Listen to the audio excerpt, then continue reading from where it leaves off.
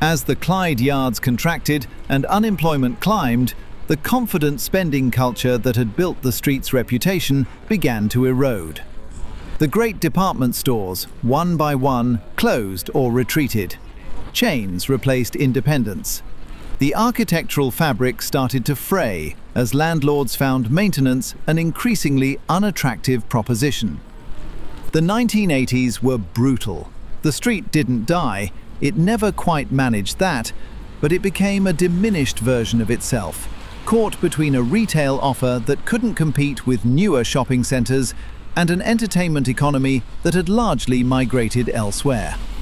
The Pavilion survived, as it somehow always has, but too many of the buildings that had given the street its character stood empty or were subdivided into something cheaper and more provisional. A fire in 1985 gutted the Macintosh-designed interior of the Willow Tea Rooms building, a loss that felt almost symbolic. The 1990s brought partial recovery and partial delusion. Bars and nightclubs colonized the eastern stretch, and on a Friday night the street had pulse again, though of a different kind to anything Miss Cranston had imagined. Sauchiehall Street became, for a generation of Glaswegians, primarily a place you went after dark and occasionally regretted. The daytime retail continued its slow contraction. What followed in the decades after was a protracted argument about what the street could still become. The Avenues project, part of a wider city centre regeneration programme, brought resurfaced pavements, improved public realm, reduced traffic, and a deliberate effort to make the street feel like somewhere worth visiting again.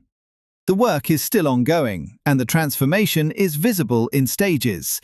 Some stretches already carrying a quiet confidence that had been absent for years, others still mid-process, still finding themselves. The Willow Tea Rooms were painstakingly restored and reopened in 2018, and other signs of life have followed. The street's mix of independent businesses, cultural venues, and renewed civic investment suggests something more durable than a single regeneration project. A gradual rebalancing rather than a sudden reinvention. Glasgow has always had an instinct for recovery, sometimes belligerent, sometimes graceful, and Sauchiehall Street has absorbed enough history to know that periods of decline are rarely the whole story. The foundations are older and more resilient than the vacant shopfronts suggest, and the work being done now is at least being done with some understanding of what made the street matter in the first place.